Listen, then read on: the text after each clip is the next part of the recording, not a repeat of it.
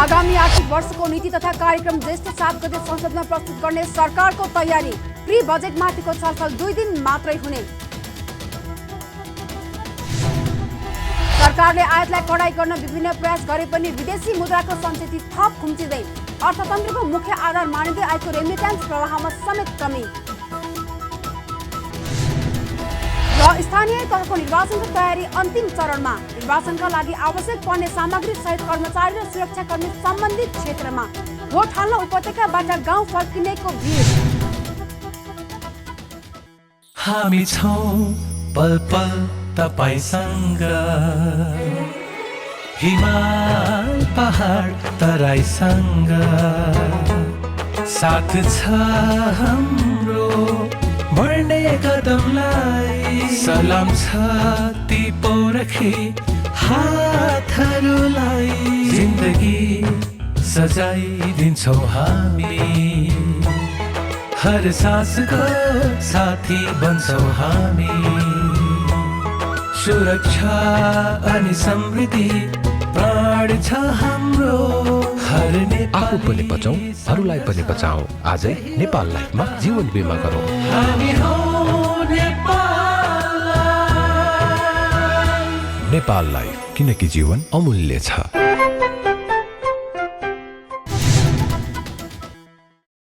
नमस्कार, कारोबार समाचारमा स्वागत छ। अब समाचार विस्तारमा।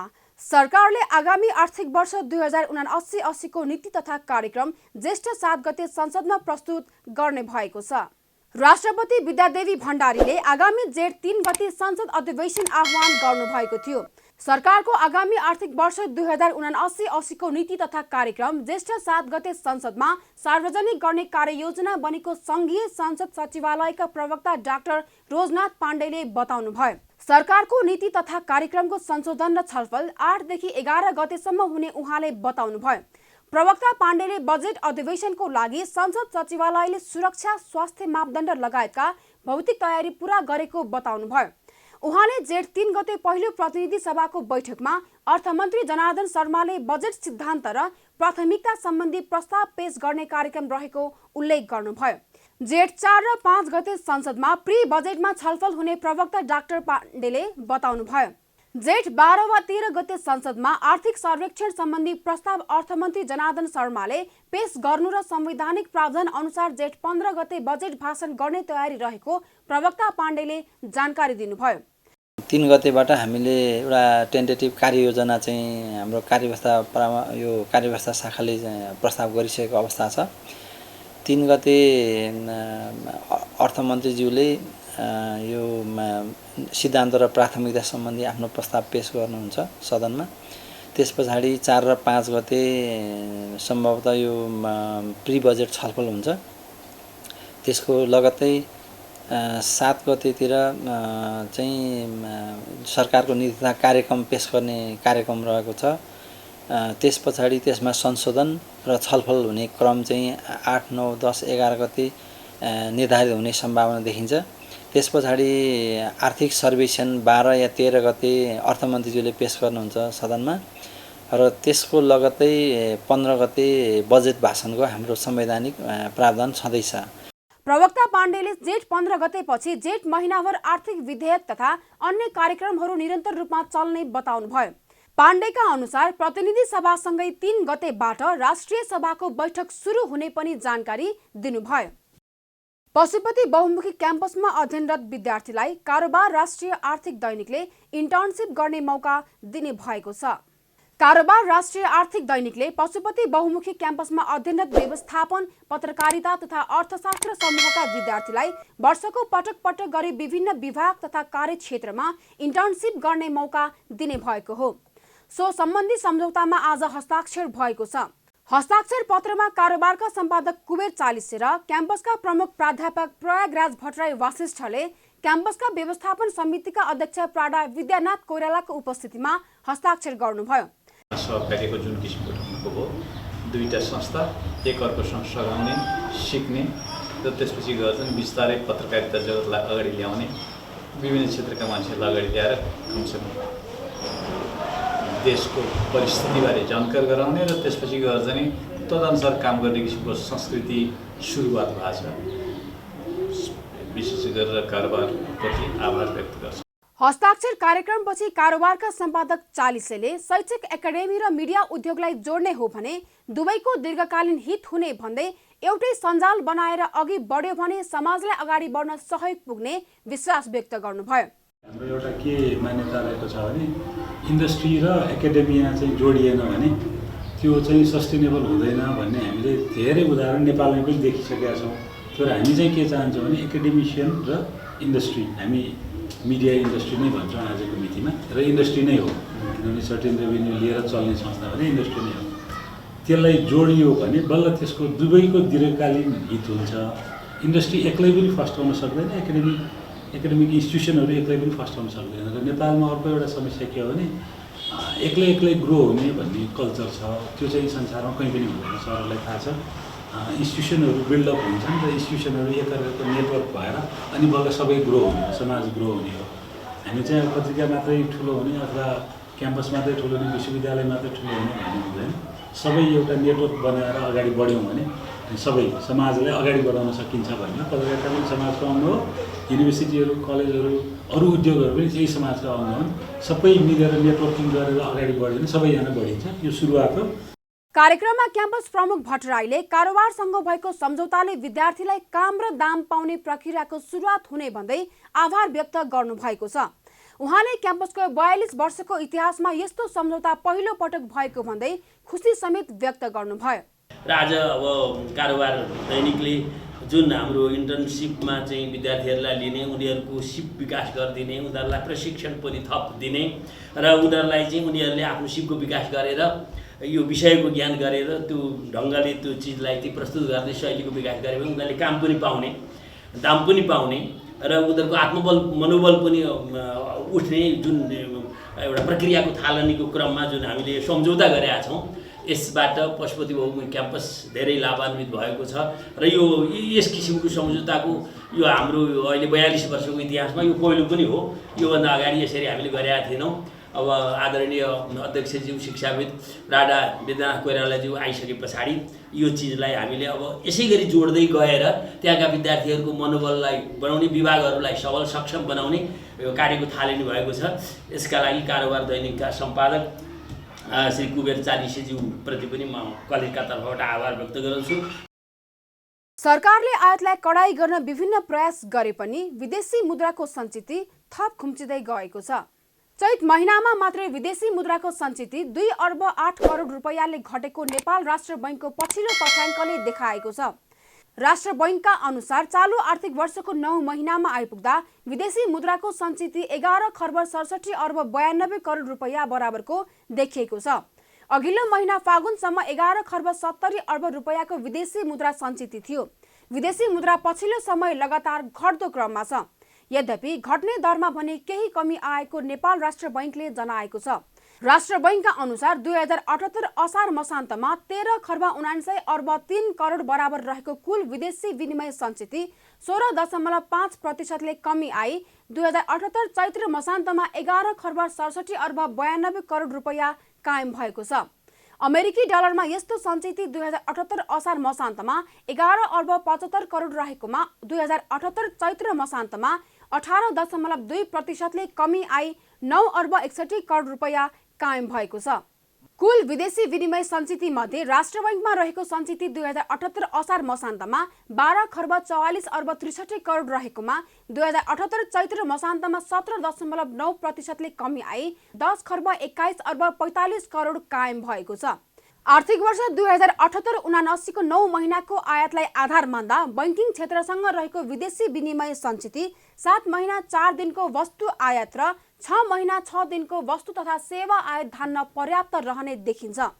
यता मुलुकको अर्थतन्त्रको मुख्य आधार मानिँदै आएको रेमिट्यान्समा समेत कमी आएको छ। चैत्र महिनासम्ममा रेमिट्यान्स 0.6%ले कमी आई 7 खर्ब 24 अर्ब 74 करोड कायम भएको छ। अघिल्लो वर्षको सोही अवधिमा विप्रेषण आप्रवाह 16.5%ले बढेको थियो। शेयर बजार मापन गर्ने नेप्से परिसूचक 2369 अङ्कमाथि उक्लिएको छ। बुधबार 56.06 अङ्कको वृद्धि भएसँगै नेप्से परिसूचक 2369.06 अङ्कमा उक्लिएको हो। स्थानीय तहको निर्वाचनको माहौल तातेसँगै शेयर बजार पनि लगातार तातिरहेको छ। गएको 4 कारोबार दिनमा मात्रै नेप्से परिसूचकमा 130.44 अङ्कको वृद्धि भएको छ। आइतबार 17.95 अङ्कले बढेको नेप्से परिसूचक सोमबार 12.27 अङ्कले बढेको थियो भने मङ्गलबार 44.16 अङ्कले हरियाली छाएको थियो। नेप्से परिसूचक उकालो लाग्दा कारोबार रकममा समेत चमक देखिएको छ। आज 229 कम्पनीको 53,33,000 किता शेयर 2 अर्ब 16 करोड 39 लाख रुपैयाँमा किनबेच भएको छ। यो अघिल्लो दिनको तुलनामा करिब 80 करोड 73 लाख रुपैयाँले बढी हो। मङ्गलबार जम्मा 33,30,000 किता शेयर 1 अर्ब 35 करोड 66 लाख रुपैयाँमा किनबेच भएको थियो। आज नेप्से परिसूचकका साथै कारोबार रकममा समेत चमक देखिँदा सबै समूहको परिसूचकमा हरियाली भएको छ।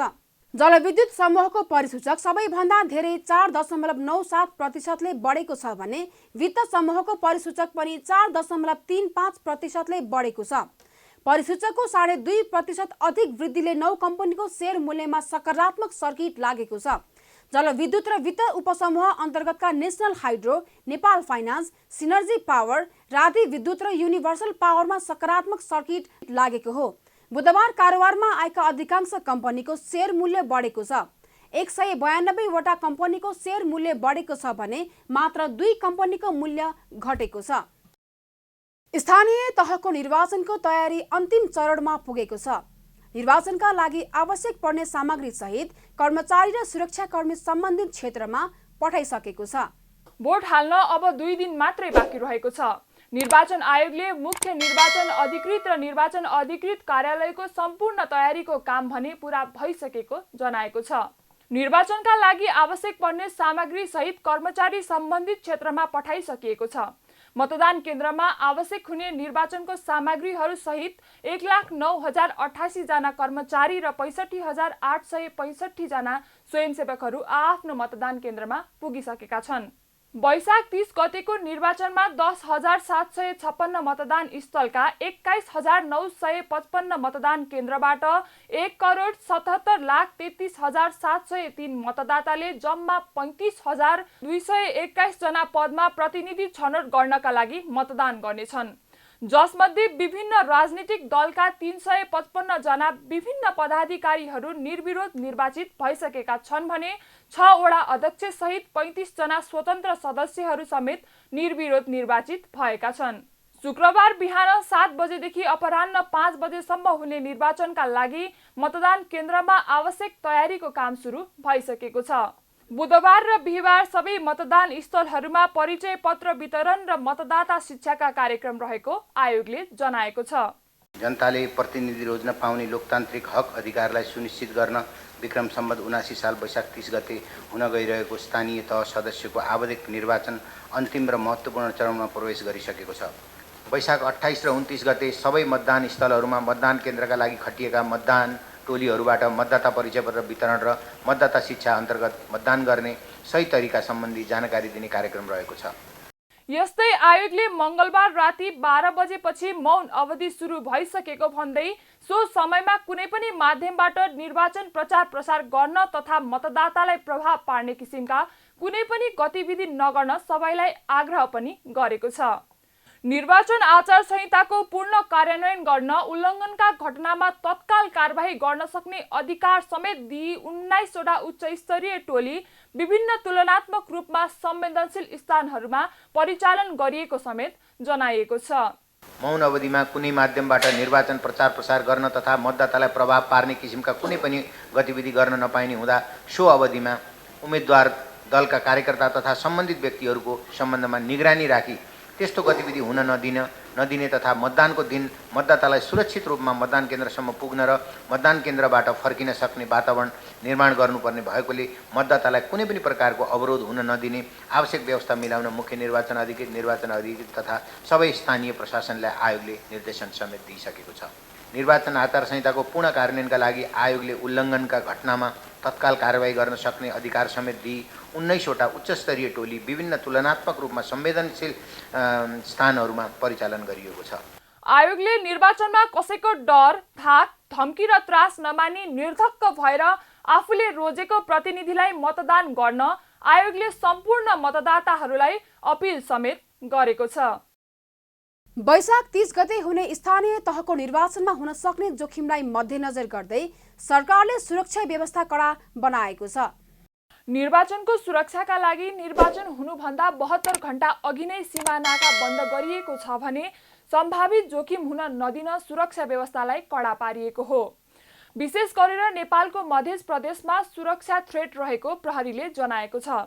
मध्य प्रदेशमा भयरहित मतदान गराउन सीमा नाका बन्द गरिएको छ। प्रहरी वरिष्ठ उपरीक्षक एवं नेपाल प्रहरीका प्रवक्ता विष्णु कुमार केसीले स्थानीय तहको निर्वाचनलाई लक्षित गरेर नेपाल प्रहरीले एकीकृत सुरक्षा योजना अन्तर्गत काम गरिरहेको बताउनुभयो। उहाँले देशभरका सबै मतदान केन्द्रहरूमा म्यादी प्रहरी समेत गरी 1,65,000 भन्दा बढी परिचालन भइसकेको बताउनुभयो। प्रवक्ता केसीले निर्वाचनको क्रममा हुन सक्ने जोखिमलाई न्यूनीकरण गर्न उच्च हिमाली भेगहरू र खुला सीमा नाका भएका क्षेत्रमा पनि सुरक्षा व्यवस्थामा कडाई गरिएको जानकारी दिनुभयो। नेपाल अधिराज्य भरका 77 वटा जिल्लाहरूमा पुग्नु पर्ने सबै मतदान केन्द्रहरू र मतदान स्थलहरूमा परिचालित हुने 1,65,000 भन्दा बढी फौज म्यादी प्रहरी समेत परिचालन भइसकेको छ र सबै हिजो बेलुकासम्ममै सबै मतदान स्थल र मतदान केन्द्रमा सुरक्षाकर्मीहरू पुगिसक्नु भएको अवस्था छ।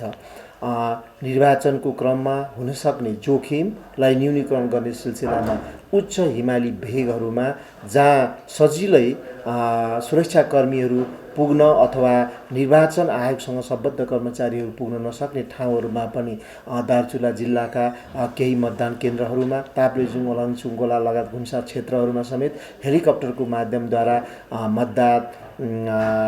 मतदानसँग सम्बन्धित सामग्री र कर्मचारीहरू पुगिसकेको र सुरक्षाकर्मीहरू तैनात भइसकेको अवस्था छ। देशभरिका मतदान केन्द्रहरूमध्ये मध्य प्रदेशमा रहेको 1063 वटा मतदान स्थल र 279 वटा मतदान केन्द्रलाई अति संवेदनशीलको रूपमा वर्गीकरण गरेर सुरक्षा व्यवस्था कडा पारिएको छ। प्रवक्ता केसीले खुला नाका भएका क्षेत्रहरूमा साना हात हतियारको प्रयोग हुन सक्ने र निर्वाचनलाई लुकीछिपी अशान्ति मचाउन सक्ने तत्त्वहरूमाथि प्रहरीले आफ्नो निगरानीमा राखेको बताउनुभयो। उहाँले निर्वाचनलाई भयरहित बनाउन संगठनको तर्फबाट गर्ने कामहरू, मतपेटिकाको सुरक्षा, मतदान स्थलमा खटिने निर्वाचनसँग सम्बद्ध कर्मचारीहरूको सुरक्षा, जिल्ला स्थित जिल्ला निर्वाचन कार्यालयहरूको सुरक्षा, मतदान स्थलमा रहने मतदान अधिकृतहरूको सुरक्षाका सम्पूर्ण जिम्मेवारीका लागि पनि प्रहरी तयार रहेको पनि बताउनुभयो। यस्तै मतदान पश्चात मतपेटिका उम्मेद्वार जित्ने र हार्ने दुवै पक्षको सुरक्षाका लागि नेपाल प्रहरीले आवश्यक सुरक्षा योजना बनाएर त्यो अनुसारको तयारी गरेको समेत उहाँले बताउनुभयो। समग्रमा निर्वाचनको सिलसिलामा देखिन सक्ने जोखिम भौगोलिक विकटता, खुल्ला नाका, साना हतियारका प्रयोग हुन सक्ने र लुकीछिपी मात्रामा निर्वाचनलाई अशान्ति मचाउन सक्ने तत्त्वहरूलाई समेत नेपाल प्रहरीले आफ्नो निगरानीमा राखेको अवस्था छ। सबै सुरक्षा संयन्त्र, राष्ट्रिय अनुसन्धान विभाग, नेपाली सेनाको इन्फर्मेसन टिम र सशस्त्र प्रहरी समेतको संयुक्त निगरानीमा चाहिँ यी तत्त्वहरूलाई निस्तेज गर्ने काममा सुरक्षाकर्मीहरू लागिसकेको अवस्था छ।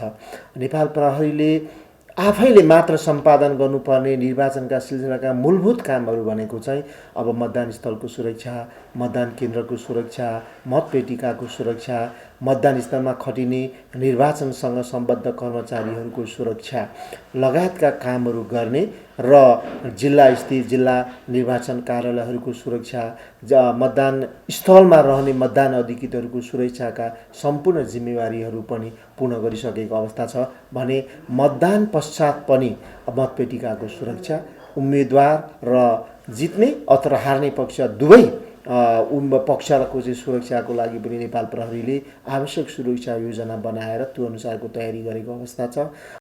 प्रवक्ता केसीले आसन्न निर्वाचनलाई भयरहित, स्वतन्त्र र निष्पक्ष गराउन विभिन्न प्रविधिको प्रयोग गरेका र निर्वाचन आयोगसँग सहकार्य गरेर सीसी क्यामेरा समेतको माध्यमबाट निगरानी गर्ने काम गरिरहेको बताउनुभयो।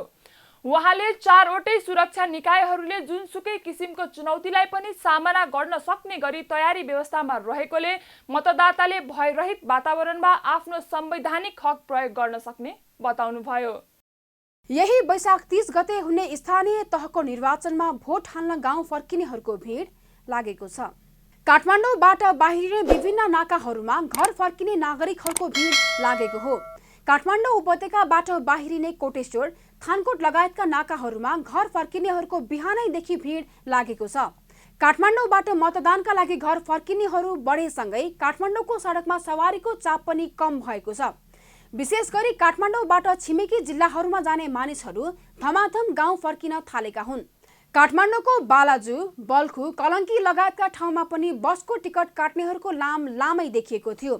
5 वर्षपछि स्थानीय तहको निर्वाचनमा भोट हाल्न जाने मतदाताहरू उत्साहित देखिन्छन्।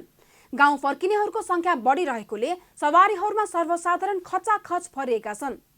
बुधबार दिउँसोसम्म 2 लाख भन्दा बढी काठमाडौँ उपत्यकाबाट गाउँ फर्किएको महानगरीय ट्राफिक प्रहरी महाशाखाले जनाएको छ। बुधबार भने बाहिरिनेको संख्या वात्तै बढ्ने अनुमान गरिएको छ। उपत्यका भित्रिने यात्रुको संख्या भने केही दिन यता सामान्य अवस्थाको भन्दा कम रहेको महाशाखाले जानकारी दिएको छ। निर्वाचनको दिनमा पर्यटकहरूको सुविधाका लागि सरकारले शटल बस सेवा सञ्चालन गर्ने भएको छ।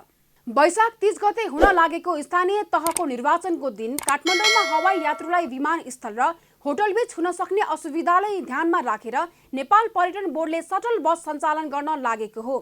बोर्डले पर्यटक प्रहरीको सहयोगमा tourist bus association of Nepal र नेपाल टुरिस्ट भेहिकल एसोसिएसनको समन्वयमा त्रिभुवन अन्तर्राष्ट्रिय विमानस्थलदेखि विभिन्न होटल तथा होटलदेखि विमानस्थलसम्म आवत जावतका लागि विभिन्न रुटमा शटल बस सञ्चालन गर्न लागेको हो। बोर्डले रुट नम्बर 1 मा विमानस्थलदेखि Nepal Vayu Sewa Nigam, hotel Annapurna, hotel yak and Yeti, Thamel Chowk, Lainchaur Chowk, Shankar hotel हुँदै विमानस्थलसम्म, रुट नम्बर 2 मा विमानस्थलदेखि hotel Radisson, hotel Shangrila, Narayan Gopal Chowk, Maharajgunj Chowk, Hyatt hotel, Chabahil हुँदै विमानस्थलसम्म कायम गरेको छ।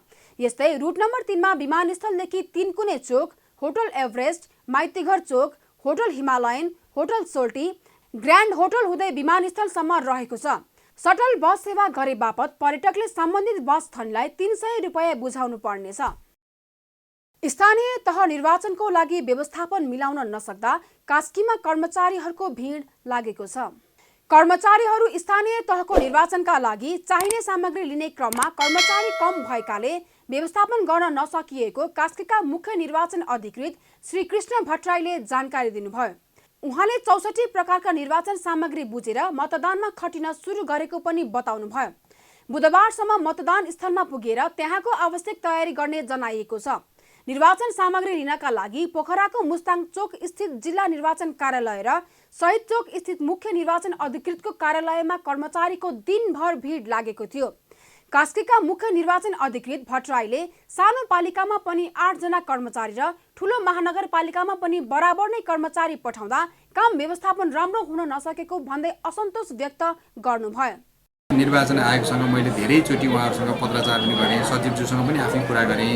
निर्वाचन आयोगको एउटा कर्मचारी तोक्ने मापदण्ड मिलेको छैन। त्यो भइदियो के भने जस्तो मनाङमा कुनै ठाउँमा 300 मतदाता भएको मतदान केन्द्रमा पनि 8 जना कर्मचारी, अनि 33वटा वडा भएको नेपालको सबभन्दा ठुलो महानगरपालिकामा पनि 8 जना कर्मचारी, अनि त्यसपछि म्यान पावरहरू हामीलाई दिएको छैन। अनि हामीले कस्तो भइदियो भने कर्मचारीलाई ल्याइसके पछाडि हामीले के गर्नुपर्छ भने उनीहरूलाई हामीले अतिरिक्त भत्ता दिनुपर्ने हुन्छ, राति बिहान बेलुका काम लगाएको हुन्छ, अनि त्यो समस्या हामीलाई रह्यो। कास्कीमा पोखरा महानगर सहित रूपा, माछापुच्छ्रे, मादी र अन्नपूर्ण गाउँपालिका छन्। पोखरा महानगरभित्र 33 वडा छन्। कास्कीमा 72 वडा र 5 पालिकामा 370 जना जनप्रतिनिधि चुनिनेछन्। पोखरा महानगरपालिकाको मेयरमा मात्र 28 जनाको उम्मेदवारी छ। उपमेयरमा 11 जनाले मनोनयन दर्ता गराएका छन्। कारोबार समाचारमा अब सुन, चाँदी र विदेशी विनिमय दर सम्बन्धी जानकारी।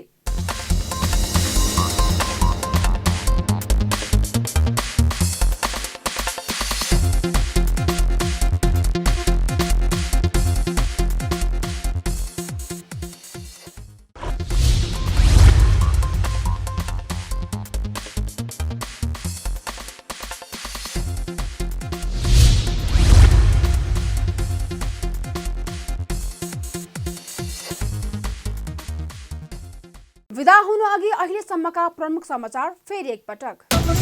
आगामी आर्थिक वर्षको नीति तथा कार्यक्रम ज्येष्ठ 7 गते संसदमा प्रस्तुत गर्ने सरकारको तयारी। प्री बजेटमाथिको छलफल 2 दिन मात्रै हुने। सरकारले आयातलाई कडाई गर्न विभिन्न प्रयास गरे पनि विदेशी मुद्राको सञ्चित थप खुम्चिँदै अर्थतन्त्रको मुख्य आधार मानिँदै आएको रेमिट्यान्स प्रवाहमा समेत कमी।